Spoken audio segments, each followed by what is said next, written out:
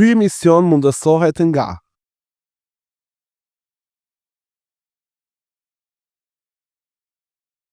Përshëndetje Hoxha. Përshëndetje. Si e? A je mirë? Alhamdulillah, një ditë e bukur e Ramazanit. Po. Normal se Ramazani dhuron komoditet dhe pikërisht ka ardhur për t'i afruar njerëzit, andaj jam i relaksuar dhe falenderoj Zotin që jam me shëndet të mirë dhe gëzoj jetën që të gëzoj këto ditë bekuara të Ramazanit. Dhe ti gëzosh njerëzit që do ta ndjekin këtë emision, unë kam vendosur 2 javët e para këty muaj, domethënë të shenjtë, ti ke me Hoxhallar, javën e kaluam ishte me Reisin Shoqir Fetau, edhe tashme me ty, pasi të shoh një ndër më aktive të Maqedoni me punën e iftareve për studentët, bon ta nisim prej aty, domethënë cila ishte ideja. Pasi tani jemi duke kaluar pra rrugën dhe kemi objektin që është në anë të Qast, që për 4 vjet dhurojmë studentëve iftaret në atë që quhet sofra e Ramazanit, enkas për studentët të cilët janë në universitetet e Tetovës, pra të Universitetit Tetovës dhe të Universitetit të Evropës Juglindore. Një sofër e cila i bashkon trojet shqiptare, ku studentët nga Kosova, Shqipëria, Lugina e Preshevës, Malizi, por edhe studentët e qyteteve të largta, të cilat janë jashtë fushës së Pollogut, i kemi në sofër dhe kjo është një punë që do të thoja që nga anë Tetovës ta bëje, shkaku se pikërisht në Tetovë lindi Universiteti i Tetovës dhe Tetova ashtu siç i bashkoi intelektualet për një të ardhme më të mirë. E ardhmja e mirë nuk arrihet pos duke edukuar brezin e ri. Ne si lagje këtu ku unë pikërisht i takoj kësaj lagjes së universitetit, por duke patë edhe amanet nga indjeri baba im Haxhivaria, i cili më thoshte duhet ti të kujdesesh për studentët, nga se vetë ke qenë student dhe i ke amanet studentët, andaj për këto vitet të cilët jemi duke punuar, jemi përkushtuar që studentëve t'ju dhurojmë njëherë atë ngrohtësinë familjare e cila ju mungon, janë bëti familjar gjatë Ramazanit të bekuar, dhe nga ana tjetër që u lehtësojmë ditët studentore, meqenëse vetë kemi qenë studentë, e dim se sa vështirë është të jesh në ligjërata, po plus që jemi në kohën e dimrit që është shumë kohë e shkurt për të përgatitur diçka. Për përgatitjen e iftareve, më kujtohet mua do të kthehem nëse më mundson vënhar që të kthehem dikundi vitet 1989-90 kur kom qenë në studime në Kairo, kur gjatë muajt të shenjtë të Ramazanit kuptohet se në banesat që panonim ne kishim edhe fqinj të cilët ishin qytetarë të Kairos, dhe ata e dinin se ne jemi student, e dinin se ne jemi ligjërata gjatë 3 ditës, vetëm kur e kuptonim pak para iftarit që binte zilja, dilnim te dera e banesës, i shihinim komplet pra iftarin para dere, duke mos e ditur kush e ka dhuruar. Çfarë kënaqësie. Pra, ajo ishte një kënaqësi e madhe dhe na dhuroni një ngrohtësi që na mungonte ajo ambienti i ngrohtë familjar.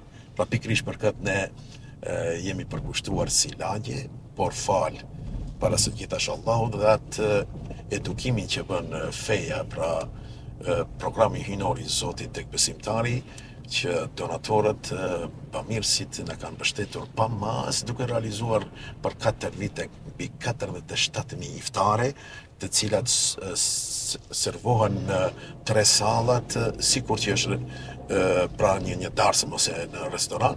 Por çfarë ndodh? Atje mund të fonohet pa ushqimi, ndërsa tek iftari është caktuar dhe ndodh një mrekulli e madhe, ku pushtetin e vendos mëshira e Zotit dhe besoni se para se me thirrë ezani i akşamit, gjithë studentët e kanë iftarin para vetes. Si organizoni me vullnetar? Krejt është në baza vullnetare, kur gjatë një viti, pra para 2 vjetëve, një studente do të nxjerrë jashtë dhe tha u që fendeta apo tha diçka.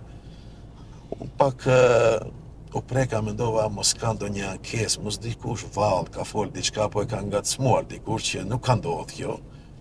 Reqica e vogël ka atë kulturën e mikpritjes veçanërisht të studentëve, nga se ata kanë lindur në Reqicë të vogël. Them kanë lindur nga se ka lindur Universiteti i Tetovës të te. Dhe tha, po Xhefendi tha, kom varrit se çdo gjë është e përkryer në vend gjatë organizimit të shtrimit të iftareve. Po thash, po ti ka e din, ti je student.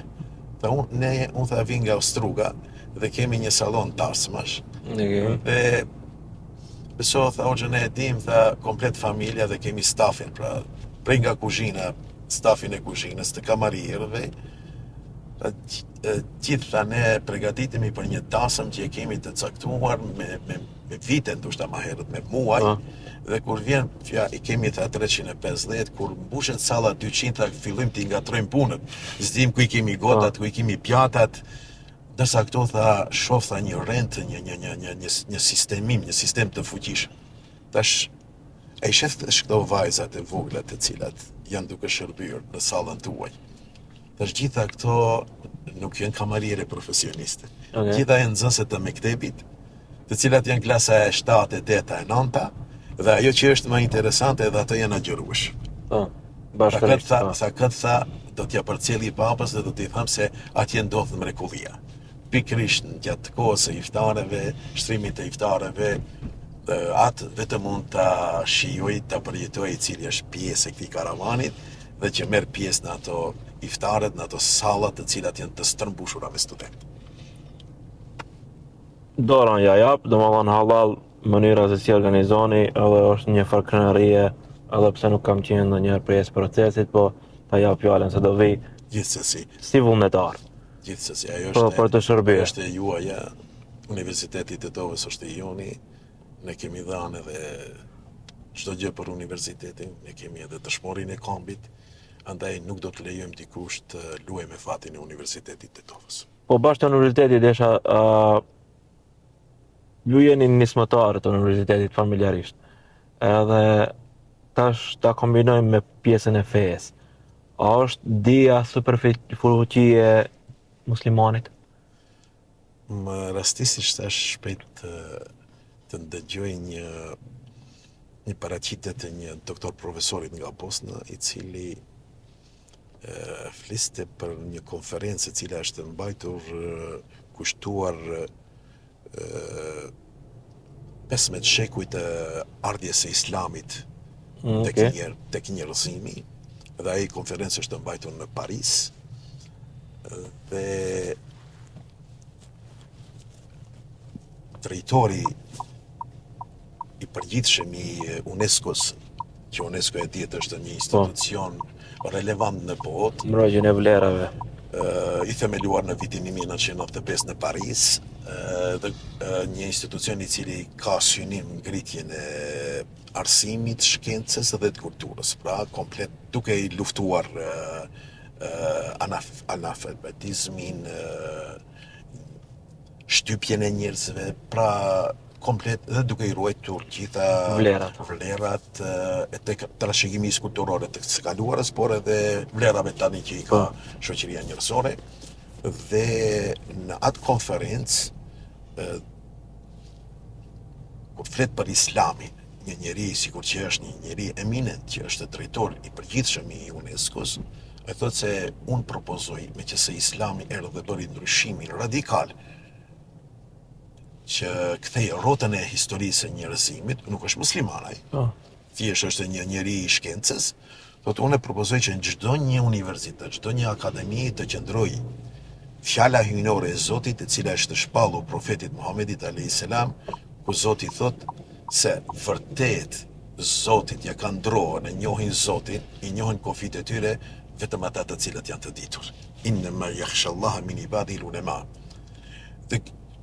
Thjesht feja islam, besimi islam është ngritur mbi themelet e dijes.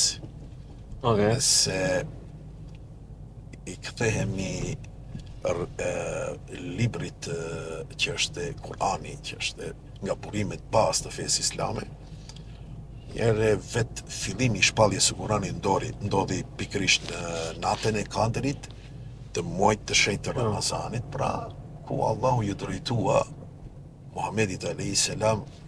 me 5 ajetet të surës kaptinës që mban emrin surja e gjenezës apo të zanafillës së njeriut, surja Alaq.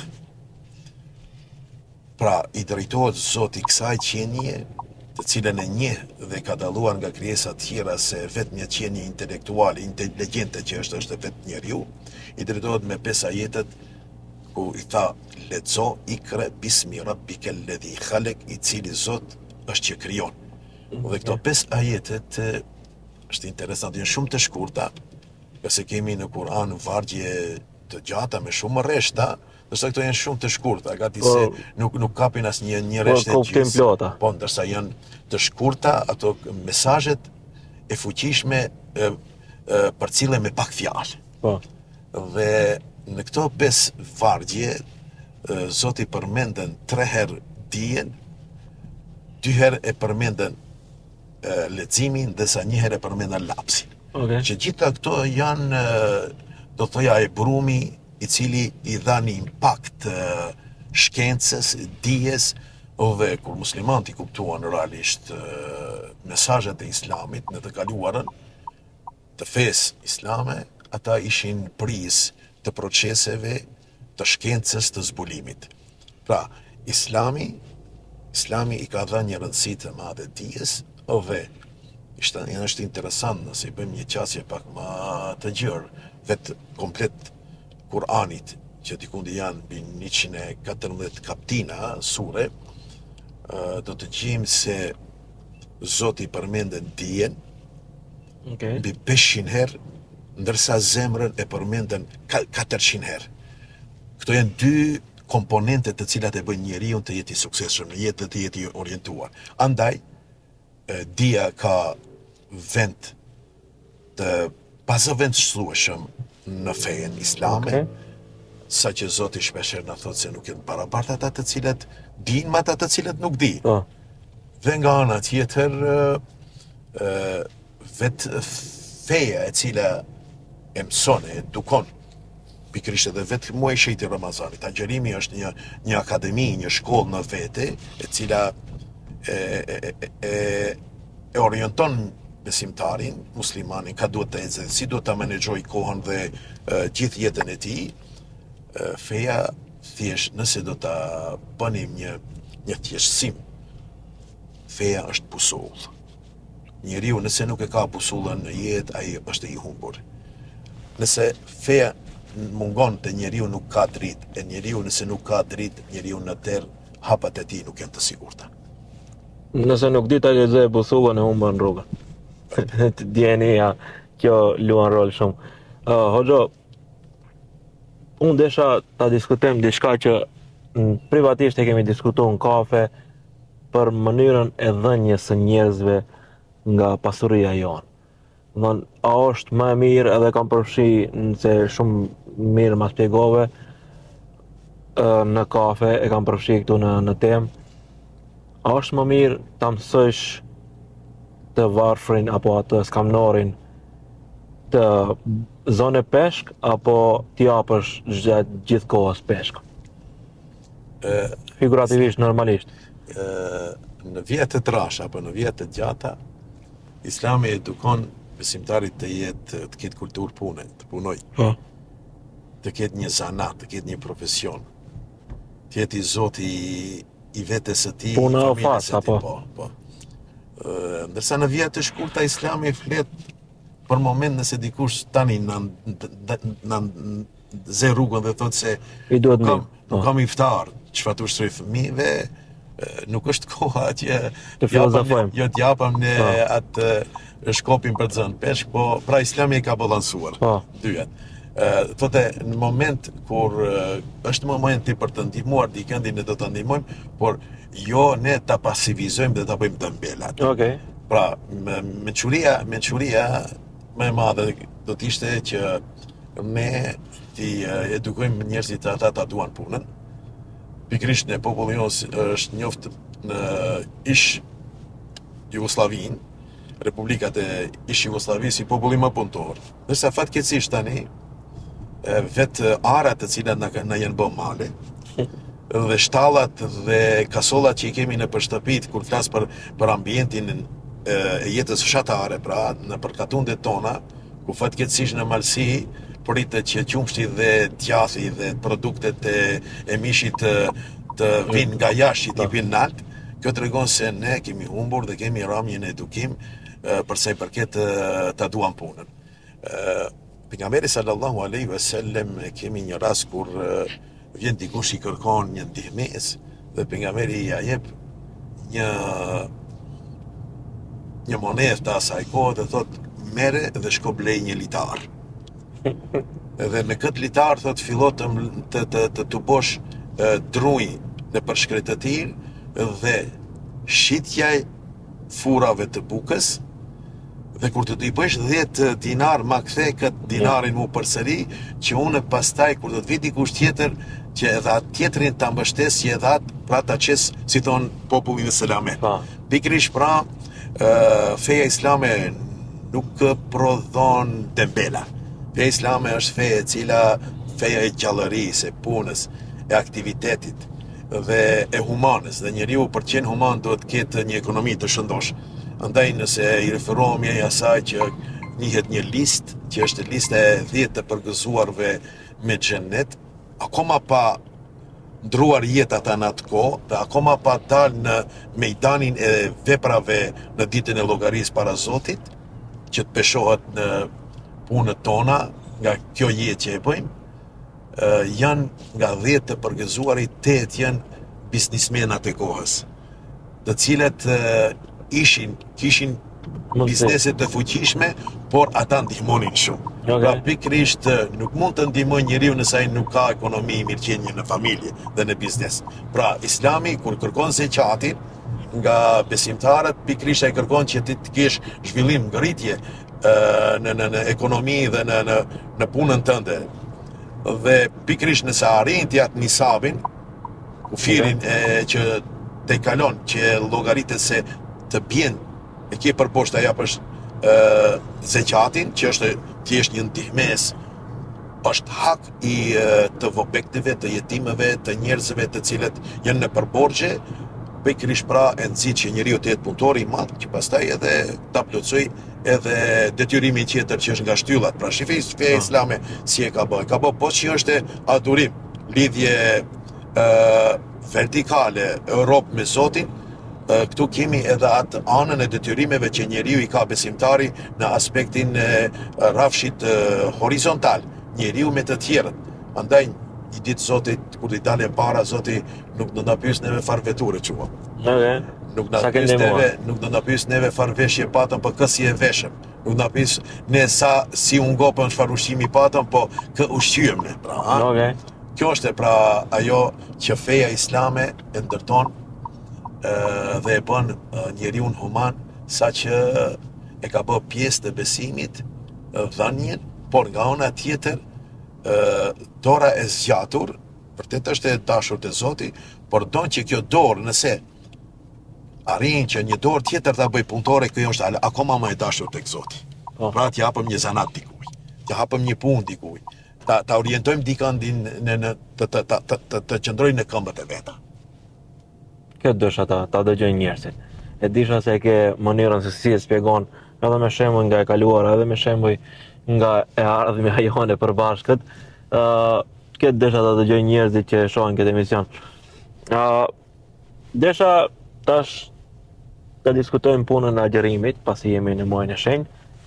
Në para disa viteve, disa njerëz, domethënë shkencëtar, kanë fituar çmimin Nobel për autofagjin, që është vetë ngrënia e qelizave nga trupi, qelizave të dëmshme gjatë agjerimit, që nuk është fetar, po është medicinal.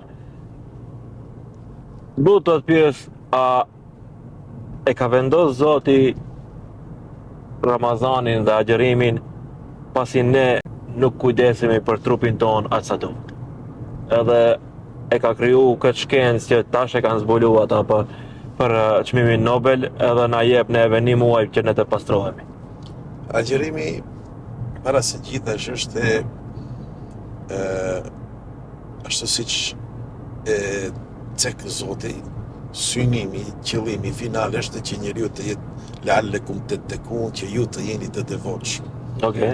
Pra ngritjen shpirtërore dhe formimin moral dhe lidhjen e besimtarit me Zotin, por nuk nënkupton se lidhja me Zotin do thotë shkputja me njerëzit dhe ambienti ku jetojnë. Po.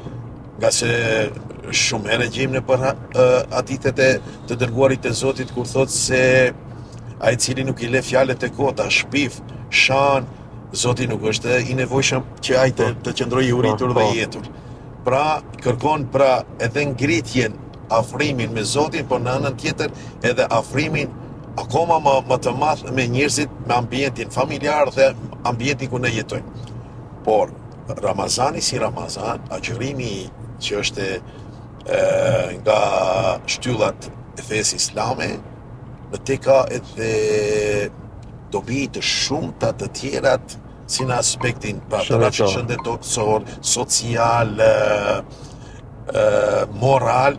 Andaj agjërimi për sa i përket asaj anës aspektit shëndetësor është se vërtet është se ne lodhim trupin ton, gjitha organet që i kemi, në veçantë organet e tretjes siç janë, të cilat nuk ndalen për 11 muaj, të cilat i rëndojmë duke mos i pyetur fare se ato janë në gjendje që të kryejnë funksionin si duhet, ha? Dhe pikërisht muaji Ramazanit është muaj ku si ne çfarë me vetur, nëse i bëjmë një 1000-2000 kilometre, sugjerohet nga prodhuesi i këtij motorit, kësaj veture, që ne të ndalemi mbanësh dhe ta lëm pak motorin që të jetësohet, ha? Dhe pikërisht muaji Ramazanit është një stacion për 29 ditë që kemi këtë vit, pra 2026, që ne organet të cilat i kemi të qetësohen, nga ana tjetër të filloj ajo lufta e mrenshme e organeve për shkridin e yndyrnave të cilat i kemi të deponuara në trupin ton, pa vetdijen ton, duke konsumuar ushqime gjatë 11 muajve, dhe nga ana tjetër ajo që është zbulimi më i ri, pra që fitoi çmimin Nobel, duket se japonez ishte ai. Japonez, autofagjia. Ku qelizat e shëndosha i asgjësojnë dhe i zhdukin qelizat të cilat janë të dëmshme për shëndetin e njeriut. Po mos flasim edhe në atë aspektin e të menduarit dhe të aspektin edhe të vetë punës, pra të aktiviteteve që i ka edhe vetë zemra. Zemra pos që është një motor i cili dikun për 24 orë që i kemi ne, për 23 sekonda i qarkullon komplet gjakun që i kemi brenda në trup, ndërsa për 24 orë qarkullon 19.000 litra gjak. Dhe ajo ka filluar që nga startin e kur kemi nisë, organi i parë që fillon është zemra tek njeriu në mitrën e nanës kur kemi qenë, dhe organi i fundit i cili do të përfundoj metale nga kjo botë është zemra kur do të pushoj. Pikërisht është një punë shumë e madhe e cila punon hiç pa ndal. Kjo është një mrekulli nga mrekullit ku Allahu thot në Kur'an wa fi anfusikum fala tubsirun, o ju të cilët keni arsye, të cilët keni mendje të shëndosh, a nuk e shihni çfarë mrekulli e ka vetëm në qenjen tuaj. Dhe pikërisht nga ana tjetër zemra është edhe stacioni i humanitetit, dashurisë, besimit. Dhe pa mendje dhe pa një zemër të shëndosh, të orientuar si duhet, dhe një mendje të orientuar, njeriu e ka të humbur luftën në këtë jetë. Pikërisht, pra, ky është Ramazani, ky është ky adhurim i cili është dhënë dhurat, beshqesh, mundësi e madhe, njeriu të flas, në veçanti besimtarit musliman, që ai pra të bëjë një reformim të tërë të organizmit të tij. Edhe nuk është rasti që sot shkenca moderne, në terapi të cilat i përdoren medicina moderne, është abstenimi nga ushqimet apo që quhet dieta. Atje bëhet për të ra nga pesha, ndërsa këtu ne e bëjmë për t'ju afruar Zotit Dhe të njëjtën kohë, Ramazani është një edukim praktik për besimtarin të kuptoj çfarë do të thotë mungesa e ushqimit, se nga se në tën ditën kemi unë sot pjetë ujë shumë, ndoshta kum konsumuar diçka që ka pat më tepër krip për syfyr, dhe unë tani e kuptoj çfarë do të thotë realisht mungesa e ujit për dikënd i cili nuk e ka ujë. Që të jemi kujdesshëm njerë, mos e harxoj sa nuk duhet, ta mbrojmë ambientin, ta ruajmë ujin, se pa ujë nuk ka jetë, mos i ndotim lumejt që i kemi, puset që i kemi, mos i ndotim tokën, se toka është pjesë nuk mund të ketë ujë nëse nuk ka tokë, pra toka është shtrati ku qëndron ujë, qoftë mbi apo ndërte, dhe pikërisht sot agjeruesi që është agjerues, që e ka mundsuar pra Ramazani, e kupton nevojën që ka tjetri për ushqim, në veçanti jetimi që ka nevojën që i mungon një sofër me një ushqim të ngrohtë, një skamnori i cili nuk i ka mundësit, ku ne sot e dim se Maqedonia sipas disa të dhënave është shumë shqetësuese, mbi 40% të popullatës së Maqedonisë jetojnë në një varfëri, pra në kufin e varfërisë, ndërsa ajo që ishte më e dhimbshme se është 22% të qytetarëve të Maqedonisë së Veriut jetojnë në varfëri ekstreme, por ajo që është akoma më e dhimbshme dhe shqetësuese është se çdo një i treti fëmijë jeton në varfëri të skajshme. Dhe pikërisht Ramazani e formon, e edukon besimtarin musliman që ai të jetë edhe më zemërgjersh, të ketë një shpirt human. Pra pikërisht ajo lidhet shpirti human dhe zemërgjësia është pjesë e asaj që Ramazani ka efektin, pra edhe në aspektin shëndetësor, po dhe në atë aspektin shpirtëror. Shëndetësorin e kaluam me Ramazanin. Feja për zemrën çka është, domethënë për shpirtin. Kur flet Zoti për njeriu, në veçanti kur flet për njerëzit të cilët nuk janë të udhës, është interesante se i drejtohet zemrës. Okej. Dhe thotë ata kanë zemra me të cilat zemra nuk mendojnë. Okej. Para se të bëhen disa zbulime shkencore, ky ajet kuranor ka qenë i vështirë të kuptohet, pra mesazhet të cilat nga se Kurani është për çdo kohë dhe çdo vend. Dhe me zbulimet e fundit, të cilat janë bërë, për sa i përket zemrës, është vërtetuar se zemra ka qendra të memorjes së saj, dikun 30.000 qendra ku mbahen në mend. Dhe zemra kontrollon dhe jep urdhën vetë trunit. Nuk është rastësisht se ne kur gëzohemi ndjejmë diçka të kënaqemi brenda shpirtërisht, kur hidhrohemi nuk pëson koka, po përsëri ngushtohet zemra, dhe pikërisht është zemra ajo e cila e mban njeriu. Dhe kjo ishte interesant që ndëgjova se kishte ndodhur një fatkeqësi në Shtetet e Bashkuara të Amerikës, kur një vajzë humbi jetën në bazen. Okej.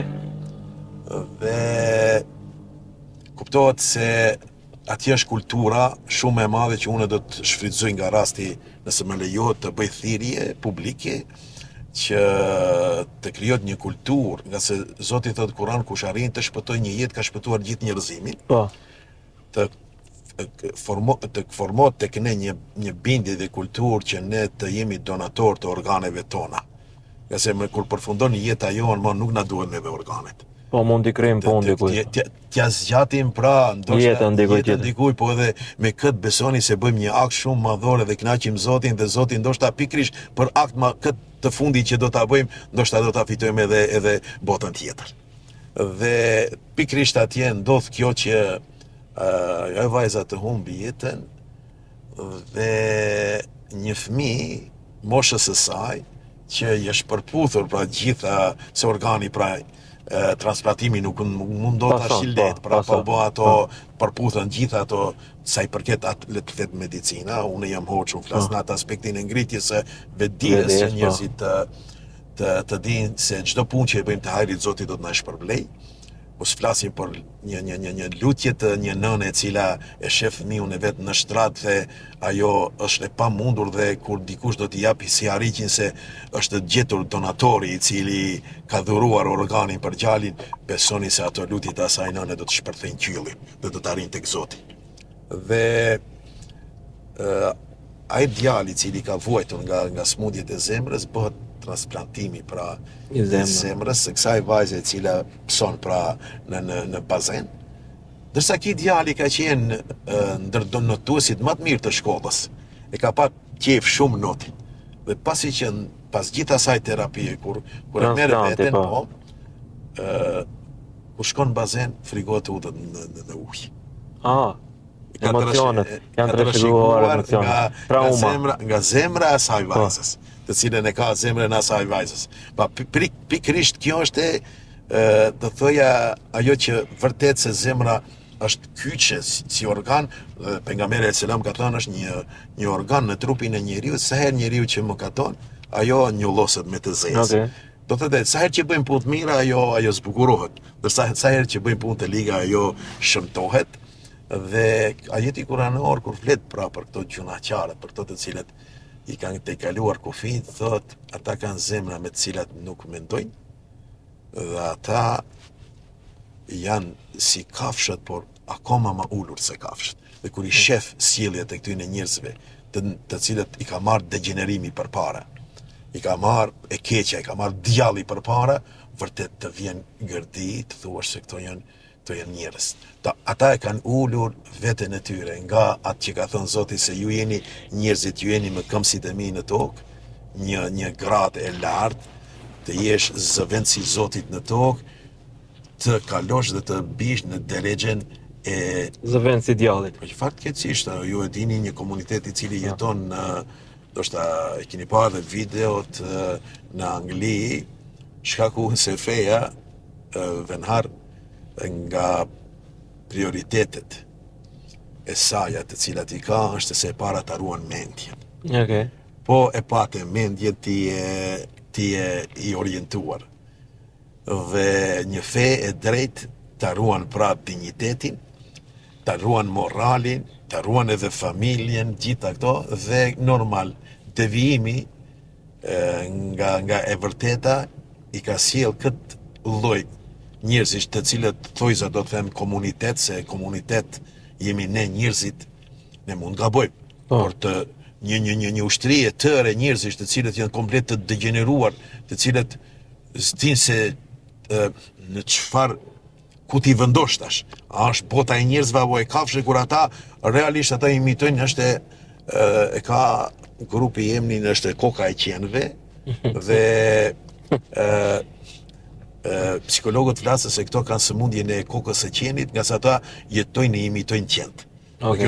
Kjo është një tmerr i madh. Ato që i mbajshin kështu 10.000 antar janë, ku kanë komplet industria e ushqimit punon për ta, që të bëjnë ushqime të duken ushqime të cilat i konsumojnë qent.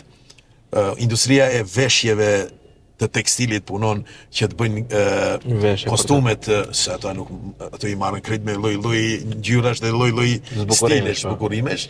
Dhe ishte interesant se aty mbashin kurse ku trajnohen ata fillestarët se si duhet të ushqen si qenë, si duhet të lozin me ato lodrat si qenë, si duhet të bëjnë gjumë si qenë, dhe plus ajo fundi që është mbarësia, ajo ma turpi ma i madh është se mbahet një herë në vit edhe garat ashtu siç mbahen garat tani jemi pra në Ligën e Shampionëve, ku takon ekipet për të treguar kush është më e fuqishmja dhe më e suksesshmja, atje mbahen garat se kush është qeni më i mirë. Kjo ndodh shkaku i degenerimit. Pra, ata kanë defekte në të menduarit. Ata kanë probleme në bazë, nga se ata kanë dëmtuar mendjet e tyre. Po. Kjo preferoj të kthehemi te shqiptarët, mbas atyre temave të anglisë. Kam një temë të fundit që dua shumë ta pasi ti takon shumë njerëz, me gjitha shumë shqiptar musliman. Ku e sheh të ardhmen ton pas 5 vjetëve?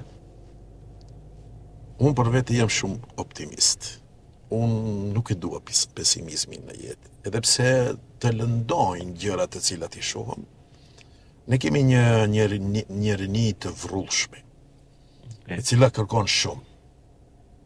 Kemi sfiduese pak rinia. Kemi një diasporë e cila shumë e fuqishme, e cila non stop, pra diaspora, por edhe shtetet e Unionit Evropian thithin trurin ton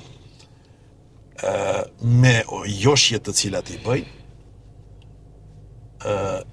Nga ana tjetër, nëse ne nuk i orientojmë si duhet, orientimi i duhur bëhet vetëm në sajet edukimit. Vetëm nëse i kthehemi të kaluarës së Japanit, shtetit të japanes. Del nga lufta e dytë botërore tërësisht e shkatruar. Dhe për një kohë të shkurt fillon të flitet në botë për mrekullinë japoneze. Nga një shtet ku s'kish shpresa për japonezët, për banorët e Japonisë. Me një ekonomi të rënuar në zero, të arrijë që të jetë lider i shkencës dhe ekonomisë, e zhvillimit teknologjik, dhe ajo quajt më në fund mrekullia japoneze, dhe atë e bëri edukimi. Atë e bëri edukimi i mirëfillt, por ai me edukimi i mirëfillt nuk u arrit pa një figurë kyçe që është mësuesi. Të cilit mësues ne sot ja kemi marrë dinjitetin. Ne duhet ta kthejmë mësuesin në vendin e duhur, profesorin, arsimtarin. Nga sa ai është e ardhmja e shoqërisë tonë, varet nga durët e mësuesve, profesorëve dhe akademikëve. Dhe pikërisht Japoninë eci përpara si shtet, respekti dhe nderi që u bë mësuesit, i cili dha çdo gjë nga vetja e vet dhe arriti të edukoj një brez të shëndosh, i cili brez haroi migrimin. Ju kthye, nga se kanë pat dy alternativa, o të pushtohen që dikush tjetër t'i shpëtoj nga skamja dhe nga trahura, ose ana tjetër të migrojnë, duke notuar, duke ikur nga Japonia. Pikërisht ne sot jemi në këtë situatë. Ne disa shpesh kur e bisedojmë në për kafene, flasëm se shumë më mirë ishte në kohën e Jugosllavisë. E mban mend. Disa njerëz të cilët kanë jetuar. E dini pse? Se ka pat standard, ka pat medicinë, shëndetësi, ka pat arsim, ka pat zhvillim ekonomik, ka pat prodhim ki vendi jonë. Vetëm Tetova ka pat mbi 23.000 vende pune, ku në ato vende pune është prodhuar.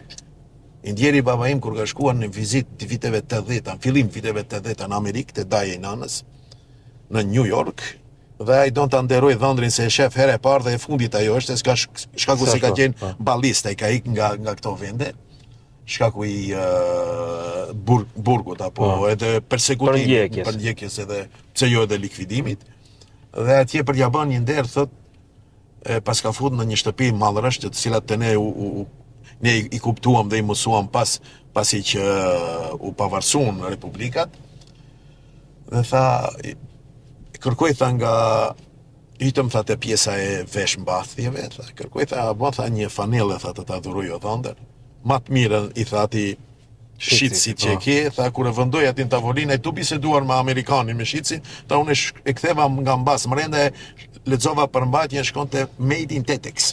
Pra, send më të mirë më të mirë, prodhim më të mirë në atë kohë viteve 80 që ka njoft, s'ka qenë as Armani, as Dolce Gabbana, as Versace, po ka qenë prodhimet e Tetexit, ndërsa Tetexi sot u shkatrua, u shit, u asgjësua një nga thesarët më të mëdha që ka pat Tetova. Pikërisht pra, nëse duam ne që rinia jonë të jetë këtu, që të kemi, nëse kemi rini, s'kemi gjallëri, nuk kemi të ardhme ne, ky vend do të na mbipopullohet me njerëz tjerë, ne i shohim se beso une gjatë ligjerimit ditë të gjumon shoh fytyra të racave tjera të cilët janë prezent. Jo që i kam, se i kam xhamat edhe lojtarët e Shkëndijës janë nga Afrika. Jo, shoh njerëz të cilët kanë ardhur në gurbet këtu, si tonët që kanë shkuar në Zvicër, në Gjermani, kudo në perëndim, kanë ardhur nga Pakistani, nga India dhe nga Bangladeshi. Një ditë nëse nuk do të ketë shqiptar, kjo tokë nuk do të jetë më e shqiptarëve. Andaj është alarmi i fundit që ata të cilët ju i kemi besuar, i kemi votuar, ata të krijojnë një strategji për zhvillimin e ekonomisë, stimulimin e ekonomisë së vogël edhe të mesme, që dal nga dale të kthehen njerëzit, të jepen kushte të mira, të favorshme për diasporët, që ata të kthehen me përvojën e vet dhe kapitalin e vet, që ne pas 5 vjetëve, nëse jo Zvicër, ta kemi vendin tonë, le të jetë sikur Slovenia. Shpresoj do. Shumë faleminderit për kohën, ishte kënaqësi të të kem. Ke dhënë shumë mesazhe që edhe pse jam prezent në emision, siç jo çdo emision tjetër e ndjeki pastaj, duhet ta ndjek edhe një herë, pasi duhet i klasifikoj informacionet që i ke dhënë dhe thjesht i mbaha në kokë si dituri nga ky emision. Unë për fund i uroj gjithë besimtarëve musliman këtë ditë të Ramazanit të jetë e pranuar, qoftë muaj Ramazanit i bekat, për gjithë ne deri në fund arrim ditën edhe Bajramit të jetë festë për ne, duke mos i harruar edhe jetimat, skamnorët, por nga ana tjetër do ta përfundoj duke i dërguar mesazh gjithë atyre të cilët na ndjekni, mos pyesim veten çka do të bëhet me ne, po të pyesim veten çka do të bëjmë ne me veten tonë. Po. Dhe Zoti thot, Zoti nuk e ndron gjendjen e një shoqërie, një populli, përderisa ata nuk fillojnë ta ndrojnë gjendjen vet. Grazie. Zoti shpërbleft. Faleminderit për ftesën, ashtu siç ke qenë kujdesshëm duke i ndjekur shenjat e komunikacionit, unë mendoj se edhe ne në jetë do të ndjekim shenjat të cilat na flasen për të mbrojtur sigurinë tonë, shëndetin tonë, por edhe të tjerëve. Shpresoj se do jemi shembull për të mirë në 365 ditë të ardhshme, ti në profesionin tonë, unë në profesionin tim. Bash Zoti, ishte nder, faleminderit. Amin, faleminderit. Ky emision mundësohet nga